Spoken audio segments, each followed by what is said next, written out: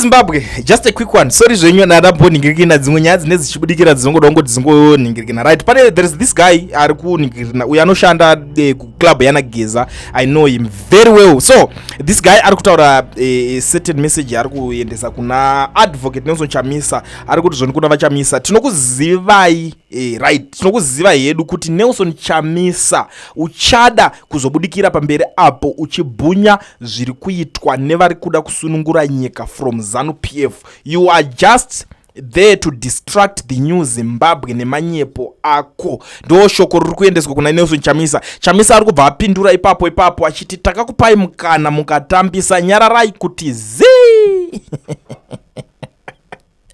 Zvopera mushere muri Zimbabwe, hanzi takakupai mukana mukatambisa, hanzi ana Geza takakupai mukana mukatambisa. Hai nini nyaya idzi handisina tora side, ndingotaura nyaya ndangosangana nayo streets social media, handidi zvokuti kule ndaanalyze kuti kudii ndingo yangu kuzivisai zviri kutaurwa kuti hey club back yacho boy zvichiri nekakuwirirana here wakomana muri kunzwanana here muri safe zvachamisa here akomana imimi. But tell me something Mazimba, because ndinangu kazhinji ndakangotarisa zvangu dzimwe ndingoseka dzimwe ndichingoonera. But one thing chandoziva njoda kuna nyaya yepolitics inoitika even iri mumacorridors iri musecret chiri kutaurwa chakati mafiles nemafiles madocument zvine zvichingoya panapa. The reason tisingachabudisa reason moiziva kuti why tisingachanyanyobudisa dzimwe nyaya dzesecret dzeudaro dzese.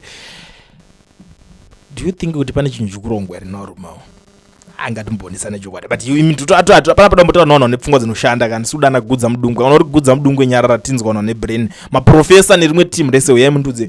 Do you think kuti pane zvinhu zvichabuda here apo, pane zvinhu zvekutaurwa? Hanzi uya arikuda kukanganisa vanhu vari kuda kuya vachinosunungura nyika from ZANU-PF.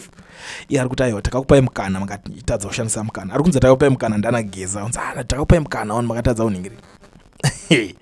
Do you think kuti pane anything? Because I understand kuti vese vanogona kuti wofuti takakupawo futi mukana wofuti, because nyaya dzemukana idzi like maZimbabweans ndakatowanza vamwe vachitotaura kuti Chamisa takakupa mukana kayo 2 times tichingoti takakudai so 2018 totidachi 2023 zvinhu zvezvikuti vanhu. But let's talk about this scenario iri panape. Do you think kuti pane zvinobuda here? Aya makuhwa edu iwo nini pane zvinobuda? Hatisi kuda kuti titaure kauchiti because ningi ndomufarira, ngatimbomera zvekuti zvokufarirana ichichi, because this video ndatomisa kuti iye Chamisa wacho asaone, ndatori black square harisvike haroni. Imimi do you think kuti pane zvinobuda here apo? Because inini zvangu zvepolitics ndakasvika pakuti politics taneta politics dzineka kurovesa, vamwe vakasungirwa politics, vamwe vakaita sei.